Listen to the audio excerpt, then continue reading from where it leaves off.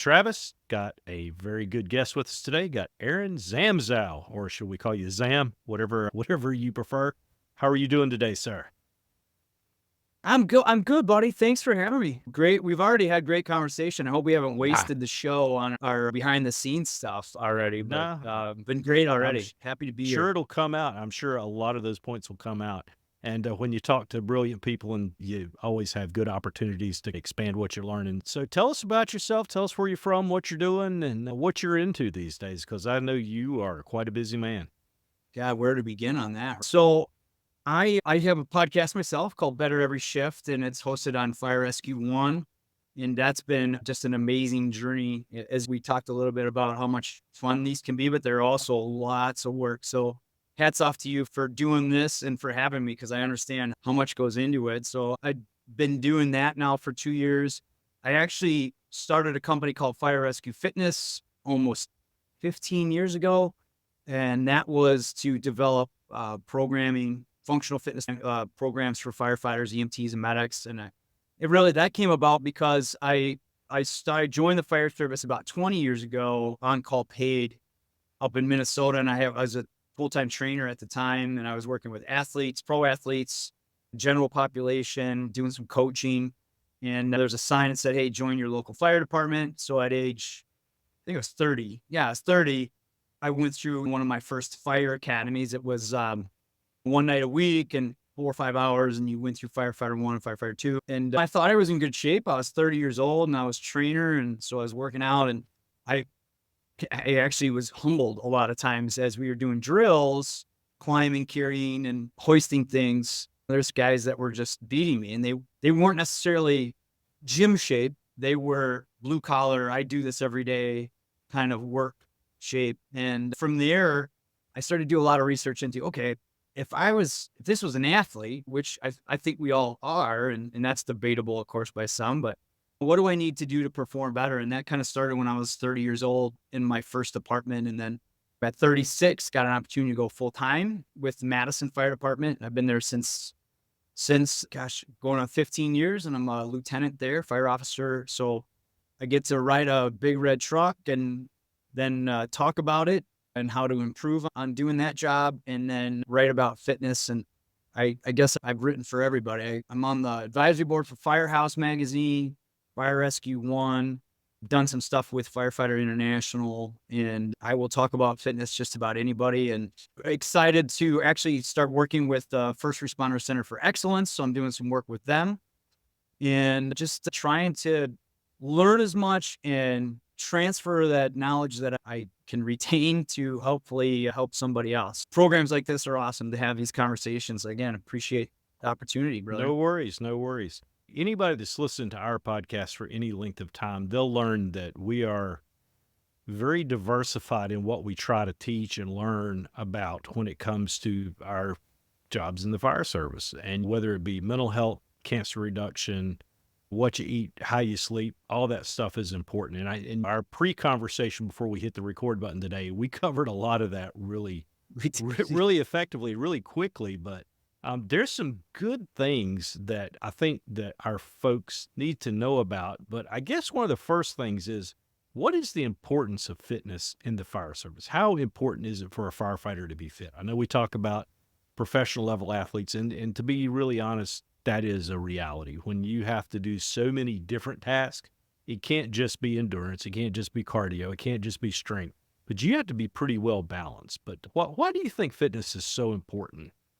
I think for two reasons. And the research now shows fitness is good for the mind just as much as it's good for the muscle. And what I mean by that is uh, your body's hormonal responses when you're moving and when you're working out and after that really play a lot into mood and general health and just disease prevention.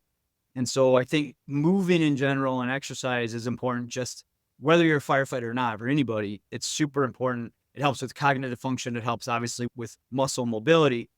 For us in the fire service, I think it's a little bit more imperative because, like you said, like we don't really know a playing field per se. When I would work with my football players, I wouldn't train my defensive back in football the same way I would my female collegiate soccer athlete, because their playing field is different. So what you do is you break their playing field down and say, okay, what motions do we need to work on to help them excel and perform better?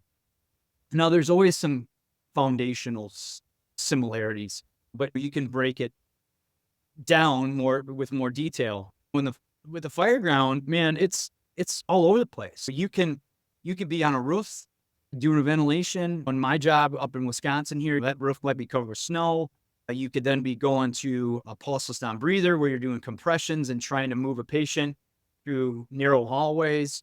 And the next thing you're doing, you're trying to extricate a patient out of a car accident. So it's a wide range of things that we have to do physically. And so when you have those variabilities on a day-to-day basis, you have to be able to move efficiently with strength, with good core function, or else you get injured. And I think that's the other big thing is, one, you need fitness for mental clarity, which I don't think we lose track of that when you start to look at, oh, I got to be calendar ready, which is BS. You don't need to be calendar ready. You got to be able to move. You got to be able to step up into a truck 82 times. You got to be able to crawl, get down to the ground. You got to be able to drag. You got to be able to push things. You got to be able to pull things. You got to be able to advance hose line. And then you got to be able to do that again, and then on air, and then sometimes do it without a lot of sleep. So fitness is just so important for so many different things. Now the research shows that people that work out consistently are less likely to get cancer. They have a less chance of having, I shouldn't say PTSD, but they can actually overcome their PTSD issues better with consistent fitness. All the other things, obesity, diabetes, and just general performance. So there are just a litany of reasons to do it. And I think the important part about it is, one, you got to stay functional with it. And I always ask everybody this question as far as exercise. If you haven't done exercise and you're just starting to get moving, whether that's walking for 30 minutes a day, great. Eventually, though, as a first responder, as a firefighter, you want to be moving for purpose, meaning your workouts need to, I think, one of three things. They need to improve performance, reduce injuries, and prolong career. And if you look at fitness in your workouts in that scope, you're gonna be okay. You're gonna make progress, and you're gonna continually make progress through your career. I think where we get lost is we were talking about like Instagram. You're like, oh, I want to do that because I see that looks really cool, or that person looks really good. And I always go back to the question. I'm like, yeah, but can they might be able to bench press 700 pounds, but I've never read a line of duty death where 700-pound bench press would have got him out of a situation. Mm-hmm. Very And true. so you have to hone that in. And I think if anybody's to take anything from that ramble, is that fitness is important, number one, for so many reasons. And number two, when you approach fitness as a firefighter, you should have that mindset of, is this going to help me move better? Is this going to help me perform better? Is this going to reduce my injuries? And is this going to help me get to that end game of retiring healthy? And that's it. Yep. And that is the key thing, is trying to keep yourself qualified during your entire career, because you can disqualify yourself very quickly if you get hurt, depending on what happens. One of the things you did mention, and in our pre-conversation, and one of the things that I know, and I'm not a fitness guru, is the fact that consistency is one of the keys to success in fitness. And when you're on a shift, say you're every third day, you're at the station, you have equipment there, you can work out. Well, there's 2 days in between. How can you carry consistency from what might be the greatest workout program in the world, but if you take 2 days off in the middle, it's not going to do you a whole lot of good? How do you balance that? Yeah, great question. As far as like the biggest mistake I think people make with their fitness is that they don't have a plan. We like, hey, every 3 days, I'm going to work out at the station. You got to do some more things in between that for numerous reasons. But then you go to the station and you're like, what are you going to do today? I'm going to go do chest and try. Why? Because that's what so-and-so is doing. Then how does that play into your workout the next day or the day after or the next day? And a lot of times I just like to ask questions like we had said, say it again, reduce injuries, improve performance, and prolong career. I'll ask people that, how does that play into your Monday workout or your shift workout or your at home workout? And I get some blank stares and I'm like, let's start with that. Let's try to figure out some things you can do at home to help you do one of those three things. So to answer your question, let's say if you're working out on shift, my biggest thing is start with, you can always do cardio. You can always open the door, take the dog for a walk, kids for a walk, find a hill where you can walk up and down the hill. The other thing is, I'm 50 now, and you said you're 39? 47. 40, Yeah, 39. I wish. I remember that a long 39. time ago. Yeah.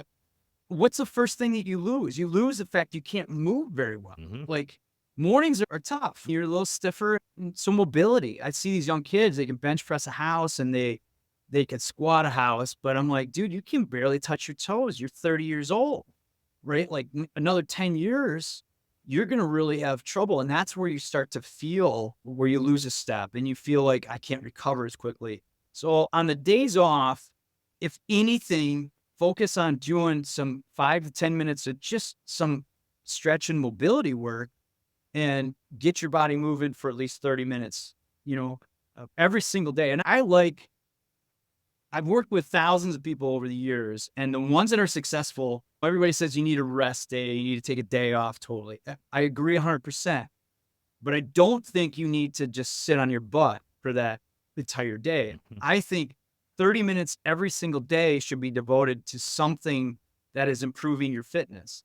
And so that can be 15, 20 minutes of stretching, some foam rolling, taking the dog for a walk. That's a great off day per se, because you're actually helping your body recover and rejuvenate. So what I have a little 15, 20-minute recovery workout. If I didn't get a lot of sleep, let's say I worked out on shift, I like to do like crew workout circuits with some members of my crew. We just set up 8 stations. We do them 3 times each. We time it in about 30 minutes. We do, a couple warm-up exercises to work mobility, and then we stretch at the end. It's about 33 minutes actually. So I'll do that at the stations. If we don't get sleep, the next day I was supposed to lift, I would just do this recovery workout. And there's a little yoga in there. There's some just rehab movements we all have these ailments and injuries. And that's what I'll do. And then if I was supposed to do weights, I'll postpone it a day so I get some good rest in there. And it's all part of the plan. I look at each week. You go, okay, I have shifts these days. I have travel these days and commitments. So I'll take each week and kind of move workouts around. And I think that's what we all need to start looking at, as more big picture, and then break it down into the week and then the day, and really just focus. I prefer to focus on the things that I'm not really good at when I work out at the station. So mobility, stretching, those are things I don't like to do. So I always try to get them in when I'm at the station. So long drawn out answer to your question is, have a freaking plan and start to figure out, you can do push-ups, push-ups, planks, and squats at home without any equipment. We're MacGyvers in the fire service. You can take a piece of webbing, throw it up over a tree, tie 2 little handles, and you can do, some rowing movements with it. There's some simple things you can do just to keep yourself moving. I think the biggest thing is to stay consistent, dedicate some time every single day to improving your fitness. When you're older like us or like me, I got to do it just to maintain. And sometimes I look forward to it, because you're like, I'm really tight today.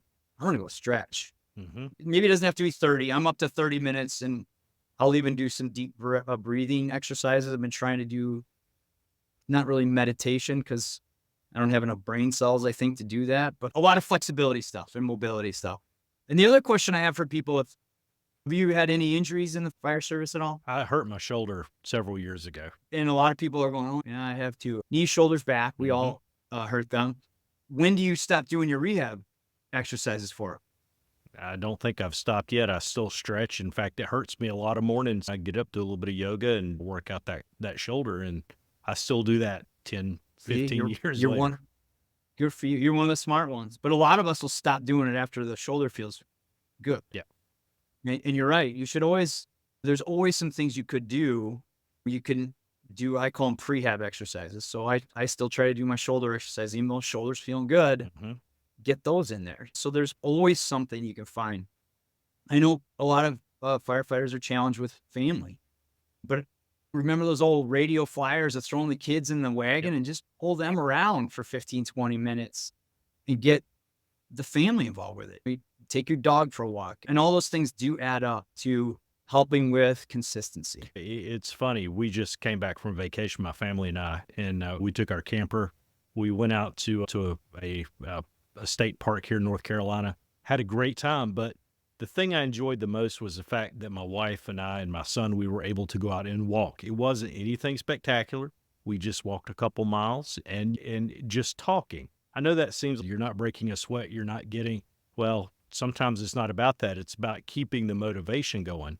And I have slacked off as I've gotten older, and the position I'm in now, I don't have to necessarily qualify like I did, but I'm trying not to let that get in the way of me trying to be better constantly. And that's one of the things, staying motivated, and you've got to find the push for why you want to do it. Yeah. But You had mentioned family. And when I was working a lot with just general population, a lot of times people would say, I can't work out. I got to get Jimmy or Bobby or Susie or whatever and do all these things for them. And I'd always go back and I'd say, what example are you setting for them for their own health when you're sacrificing your own health for your family? mhm, And then I think we do that for the job too, right? We sacrifice everything for helping others. And I believe though that some of us use that as a crutch to avoid looking in the mirror and to avoid really working on our own issues. And I'll be honest, like I did that for a while. I was like, yeah, I'm running this where and I'm doing this and I'm talking about that. And before I knew it, 15 pounds came on. And it was because I was avoiding some things. And I think with parents, it's really easy to do that, but there are ways that you can find to get 10, 15 minutes in mhm. that go a long way. Like you said, to stay consistent. So I know there's obligations, but there's solutions and there's a different mindset that you can take for that. Like you said, man, take your kids on a walk and it's surprising how well they start to open up Mhm.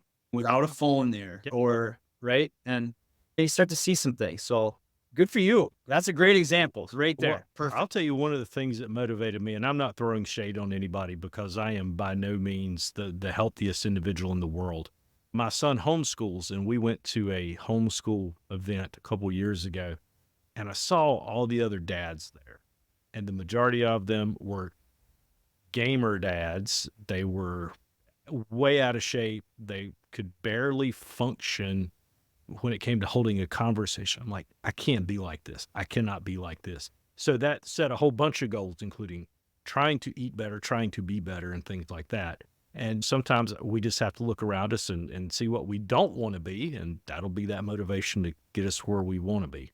Exactly. And that's important too. It's important to set the example, but then as your children grow, you want to be able to be that active dad and and to be able to experience those things Hmm. with them. And um don't look yes, you look around and say, okay, I don't want to be that example. And I think we could do that in the fire Yep. service too, right? Like you had mentioned, and we join it to make a difference. And sometimes that can get lost in the shuffle of all the other stresses. But Arnold Schwarzenegger has a book out there and he says it best. He says, be fit enough to be useful. Don't have to be the most fit. But if you're on a crew, you want to be fit enough to be useful, meaning you don't want to be that person that everybody's worried about or has to work around, Hmm.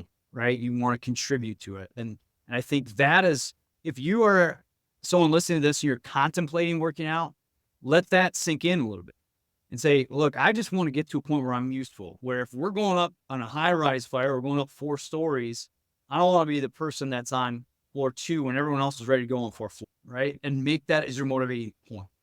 And then think about, yeah, now I can get even a little more fit down the road. But if you're starting with unfit, get to useful Yep. first. Bring something to the table. Bring something to the table. Yep, Yeah. absolutely. So now we were talking about I have a jacked up shoulder. You mentioned how you're stiff sometimes waking up. I think that's the reality for all of us. But what are some good resources that we can maybe look to when we start talking about workout safety? Because I know people were when CrossFit was the hot and big thing. we had more guys getting hurt doing that than getting hurt actually doing their jobs. Bad backs and knees all grew out of that. But what are some resources, some ideas that you could maybe give folks so that they can learn how to not hurt themselves when they're trying to make those gains? Oh, that's a great question. So I'll give your listeners, I have a free workout for everybody that's listening. I'll leave free. I have a 28-day workout program that people can use as a guideline. It lays out weekly, 4 weeks. It actually has that prehab workout that I was talking about, that flexibility workout. So Fire Rescue Fitness, I have some resources there. We'll give your listeners a free one. My good friends Dan and Kerrigan and Jim Moss, who have Functional Firefighter Fitness for sale. That's on Amazon. That's a great book and reference for them. For anyone, I just talked to Dan earlier this week, and we talk a little bit about functional fitness and training. I do believe too, seeing a trainer, try to hire someone locally just to get the basics down of form and function. And I think the biggest thing is that you really need to take charge of your own fitness. So the pro athletes that I would work towards, the best ones, the ones that actually made the most money, the ones that did the best, were the ones that would always go, Zam, what are we doing today? And I'd be like, oh, we're going to do plyo training today. And they're like, why? I'm like, good question. Because we're doing footwork stuff today. There's what we call them foot contacts, high impact foot contacts on this today. So that tomorrow we're doing recovery. Then we're going to go back to strength and then power the next day based on our goals. But they would ask and they would understand how and why we were doing what we were doing, because they could adapt it if I wasn't there, or they could start to give better input into it. When you look at fitness programming, one of the reasons why I like CrossFit, and I'll say, I think CrossFit can be really good, but I also believe it can be the other side of that. Unfortunately, it's all under the umbrella of CrossFit, right?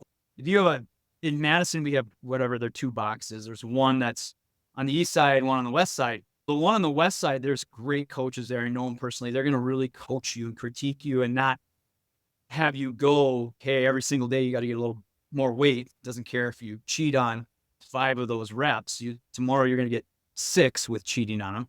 But the other side, the other gym isn't as good, so I think that's one thing that we have to look at. First of all is, look at the coaching, look at credentials, look at testimonials, but then ultimately come down to understanding what your body is, where your fitness is, and where you want to go. And when it comes to form, there's really just, I always tell people, start with form. You just got to remember 3 things. One is head is back. So it's good posture with your head, your chin back. What's your back doing? So protect your back and let it move naturally. And then make sure that you stay balanced within your stance. And then eventually you can get to single leg movements, or you can start doing a lot of the wobbly stuff, but like stick with the basic stuff. And the older you get, the more your ego lets you lift just lighter stuff to feel the right weight. That would be the other thing with form, is you really need to check your ego at the door, especially if you're just getting back into it. Don't worry about weights, worry about how it feels, worry about really controlling the movements and staying with good form. If you keep that in mind and ego is the last thing you think of, you're going to be okay with that. And then the other thing is look for resources like Firefighter Functional Fitness, Fire Rescue Fitness. There's some other great resources through National Academy of Sports Medicine. Get a coach. I think you had mentioned, right? You got a coach or a trainer just to look at how you're moving. And I still have coaches that I see when I do my workouts. Unfortunately, sometimes I put my stuff on YouTube so that I have 100 people commenting on how bad my form is, but that's okay too. I don't mind it because it makes me evaluate it. All those things are part of the process. Yep. Like I tell my son all the time, you may be stronger, you may be faster one day, but I am older and much more treacherous, so be careful. So There's that same thing. Right. So yeah, checking your ego at the door is a big deal, because we all can't do the same things, and some of us have other skills that maybe somebody else doesn't, and we just need to develop what we're good at, and that will make us very effective at our job. But one of the big things that I really hear a lot of chatter about, and not just chatter, but talk about now, is when you're working out, when you're training, should you do it in gear or should you do it in t-shirt and shorts? What's the best thing to do? And I think there's a huge push right now for training in gear, working out in gear. Do you find that to be a trend that is beneficial? That's a good question. There's a lot there because of the PFAS that are in gear. Some people are saying our gear is full of these PFAS, and that increases our risk of cancer. And to that, I could say, yeah, that there are PFAS in gear, but we also have to come to the reality that we need the gear right now until there's a better substitute for them. Mm-hmm. I've had this conversation with somebody who's chewing, got a big chew of tobacco, and Yep. they're like, Yep. hey man, I don't want to, there's PFAS in my gear. And I'm like, really? Well, just look in the mirror. What's in your lip? Wow, I've been chewing for years. Right. It's a risk Mm-hmm. that you obviously overlooked for many years. So now you're going to choose the gear as what you're going to take a stance on. And I was at a conference and I can't remember which one it was. And that just tells you I've been traveling a little too much. There's a research that said there are PFAS in your gear, but that's not really the issue. Nope. Right. The issue is all the things you can control Mm. that you're not addressing. And we're pointing our finger at one thing, but the reality is we could hydrate better, we could eat better, we could stay consistent with our fitness, we could be more functional with our fitness, we could focus on sleep, we could focus on mental health. And so I think one of the things with the PFAS in the gear, it's a little distracting for people that are looking for an excuse. Because I do find it's valuable because that's how we have to perform in that gear. Mm-hmm. It's heavy. It doesn't breathe very well. It is restrictive. And then also when you throw SCBA in there, it challenges your cardiovascular system because the SCBA can actually restrict obviously some airflow, which makes you have to work harder with it. So I take two kind of thoughts to this. I like to do minimal workouts sometimes. If I haven't been in my gear in a fire, if I haven't been on air, I try to do something every week on air, in gear, minimal time. Sometimes it's because of shifts, it's every 2 weeks, but nothing more than 15 to 20 minutes. We'll do some circuits. I'll set up like 5 or 6 different exercises, put my gear on, move through. I like to go on air whenever I can. And then once I'm on air, I like to stay on air. I'm crazy like that. But I think the more comfortable you are on air, obviously, the better off you're going to be. And you should stay on air through overhaul as well. So I do believe that we need to train in our gear. And I don't like necessarily doing pull-ups in gear and deadlifts in gear. I like to do more fireground related things where you're carrying things upstairs, where you're maybe dragging some hose line LDH or you're crawling, right? Those are things that we need to be able to do. And you could do a plank or some core stuff because you're put in those positions when you're have your SCBA and when you're in gear. So try to just look at more fireground related movements and simulate them while in gear. And if you can go on air for a little bit, great. But as soon as you're done, strip that gear off and do some stretching and cool down exercises outside of that gear. But because we still need to perform in it, we still got to practice in it. And I think it goes back to every single sport. There's got to be a time to, you have to have an acclimation period. But football, they try to minimize how much they're in their pads, but they still are in it at some point because you have to simulate, but you got to practice like you play. Yep. And so for those that are out there shaking their head going, they have PFAS in them. I'm like, I get it, but we can't avoid that. And you still are paid, or you're expected to be able to move in that gear and perform in that gear. It's our obligation. It's what we promised to our community members and our crew members. So minimize it as much as you can, but still get some in so you can perform and do the duties you're supposed to. Yeah. PFAS is one of those things. I've had conversations with some of the guys at NC State University over here. Their textile labs, they develop next generation firefighting gear and they test everything. And there is such a deep conversation on that. And if somebody's crutching on that as to why they should never touch their gear other than a structure fire, they really do need to step back and take a look at it. Because if you're wearing Gore-Tex when you're fishing, guess what? You're getting some PFAS. There's some PFAS depending where you live, what you may have in you could be even higher than a firefighter in another part of the country just because of where you grow up or what's in your environment. So, yeah, a Yeah. lot of food for thought on that. But, And I do believe that the industry needs to address it. mhm, When I was having a conversation today, I think part of the issue is that these manufacturers lied to us for years. And I think that's the main thing. They're saying, no, there's no PFAS in your gear. And when you got it independently tested, you're like, well, wait a minute.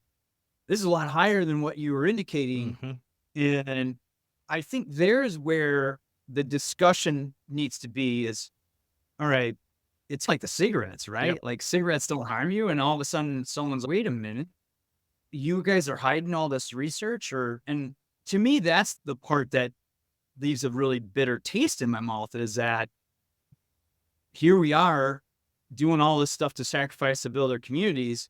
And pe- these businesses are like, yeah, you're fine. Don't worry about it. This is good stuff for you. It's going to help you. And I just think, I don't want to leave anybody off the hook. I think we need to really make some changes in it. Mhm. But until we get those changes, we still have that obligation. So I just want to make sure, right? You and I, we could talk for hours on Yep. it, but I think this is where the fire service and then those manufacturing companies really need to step up at this point. And I think it won't be too long before there'll be a lot of things that are going to start to change because I know science is working hard at it. But like you say, we depend on the gear. We can't do without it. Yeah. Work with it.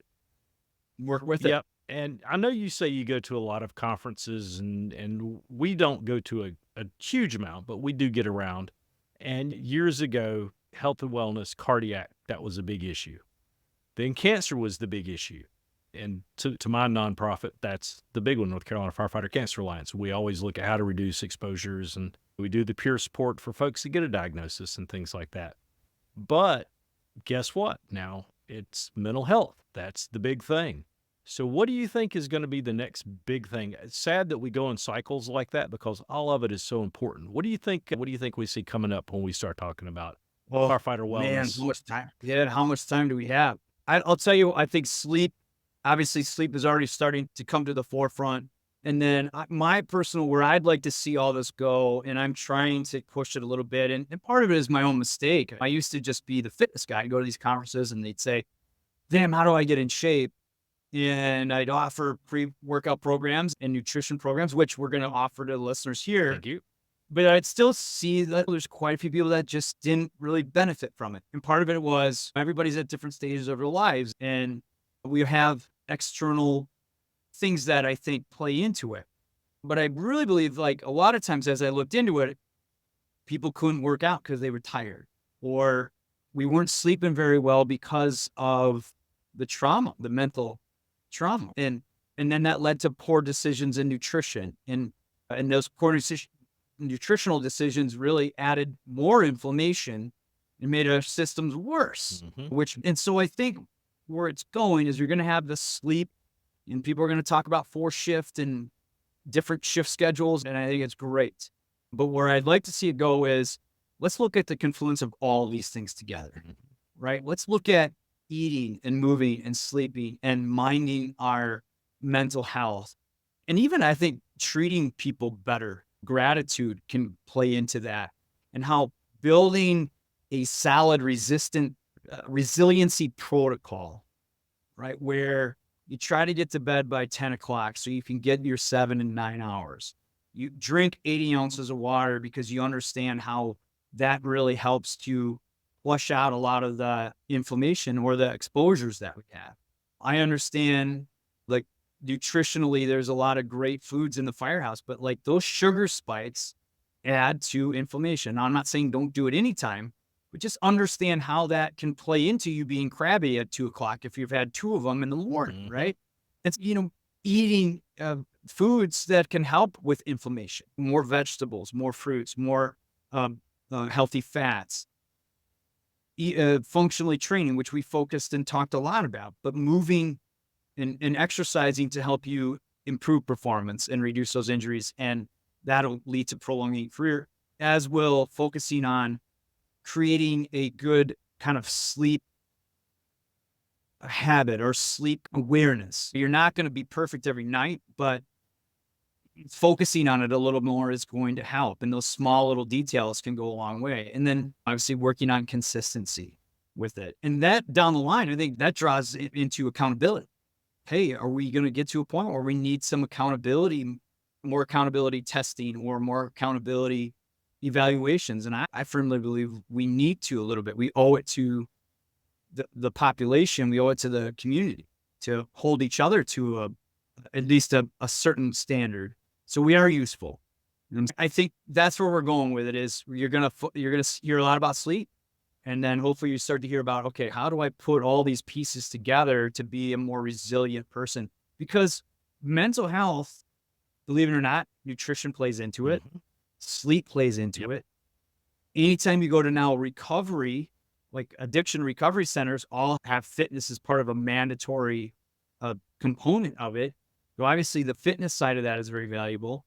And I think just by continually trying to add a little bit here and a little bit there, people can create that protocol, which will help them throughout their career. And that's where I'm at. Like I try to do 30 minutes of exercise a day. I try to get 8,500 steps. I try to drink 80 ounces of water. I try to get to bed and power down.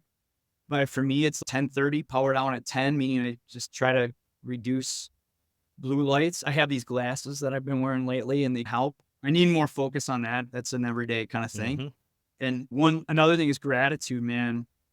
Just 1 minute a day helps a ton. Because you can sit at that kitchen table and you can get caught in the toilet bowl, as I like to call it, right? Where chiefs aren't doing this. We got this and this and this today.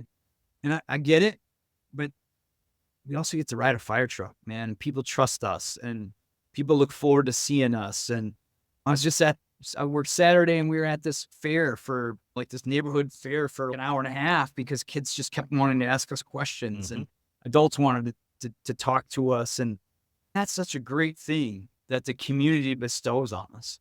And so to be able to provide a service to them where it's a very gratifying thing and it's an honor to be able to do that. And I think I got that outlook because I wasn't always in the fire service, man. I did some crappy jobs before even training. And so now I'm just very grateful for the opportunity to do that. And I'm not always chipper, but it's one of those things that you still do have a choice on how you're going to respond. And the gratitude thing for me was one that I was just like, wow, just one little thing. Like there's a journal pops up that says, what are you grateful for today? I'm going to say, hey, I got to talk to Travis here and we had a great time.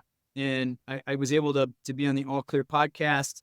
Hopefully it made a difference to somebody. Well, and one of the things that I have to remind myself occasionally is that our job is a privilege. Yes, we get paid to do what we do, but at the end of the day, it's a privilege and a responsibility to our community, to ourselves, to our families. And that gratitude is huge. And for me, I've started journaling in the last, I don't know, probably 2 or 3 months.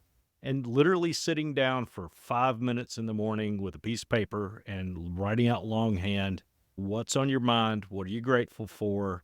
What do you find a challenge? That really helps to organize a lot of that and get it in check. And when you start doing all of those things, everything starts working. And the whole point of our podcast, we talk about light your fire within. We always say that at the end. That's because each of us need to become better firefighters. And we're just trying to put all those voices together like yours and so many more that we talk to, because everybody has something important to bring to the table and we all have to focus on it. And I appreciate you lending us your experience with fitness and overall well-being today. That was huge. And I greatly appreciate that.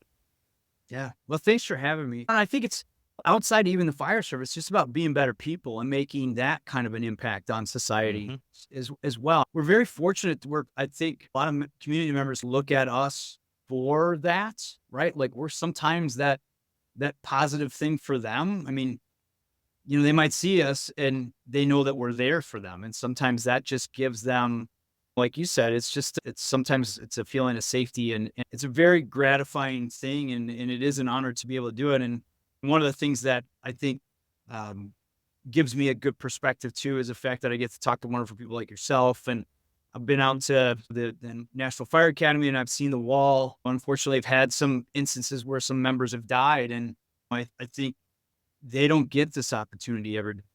They're no longer with us. And so I just feel like it's our honor, and we still are able to do it. So let's do it the best we can. And it is hard sometimes, but it's a heck of a lot better than a lot of the other stuff I was able to, or that I was doing in the past. Appreciate the opportunity to talk a little fitness and life. And I hope somebody takes advantage of this program. I'll send you the link. You can put it in your show notes. And Absolutely. if anybody has any questions, or if they think I'm on to something or on something, they can reach out, and I'll leave you my email, but they can go to firerescuefitness.com, contact, and that's me. They can also go to the Better Every Shift podcast page, and that's me as well. And I'll try to leave you a link. Sure. But if somebody's out there struggling to stay consistent, when they need somebody just to email them every once in a while, I love doing that. We had mentioned it before. We're not the best with social media, but I love emailing people. And that's where the Zam thing came up, because I was always typing my name. I'd be like sending people like, how's it going today? And then I'd have to type in Aaron Zamzow, and I'd always mess it up. And so I'm like, heck with it. So ZAM, send. And I was able to get more emails out. And that's where that whole thing started. Productivity. Yep. Productivity. But thanks, man. Keep doing what you're doing. This is a great show. And I appreciate the opportunity. No worries. No worries. And allclearpodcast.com, you can go there and you'll be able to find all the notes. So if you go to guests of the show, you'll see Aaron's or Zam's, his whole profile and all his links and all that good stuff. But before I let you go, Zam, I don't know if you've ever listened, but we do have a small tradition here on All Clear. I do have a question for you. You know what you call a sleeping bull? Do you know what you call a sleeping bull? Mm-hmm. Don't burn too much. How censored is this? Yeah, it's pretty censored, and I'm not that far off. You call it a bulldozer. Ah, all right. You see, that's a great dad joke. And dad jokes, they make me smile. Hopefully they make somebody else smile. People come up to us at conferences and they say that's the part of the show they look forward to. I got one for you. Go ahead. My uncle used to work at a fire hydrant factory, but he quit because he couldn't park anywhere near it. Pretty good. Huh? You all want more? Sure, go for it. Go for it. These may be reused. These may be reused. Yeah. Go ahead. My dad told me you had to fight fire with fire. He was a great man, but a horrible firefighter. Now, he would have been a great wildland firefighter, but he was a great structural firefighter. I got you. So I got you. Zam, thank you for your time. And like I said, allclearpodcast.com, you can learn more about Zam and all the wonderful things he's doing. And as we always say, be sure to light your fire within.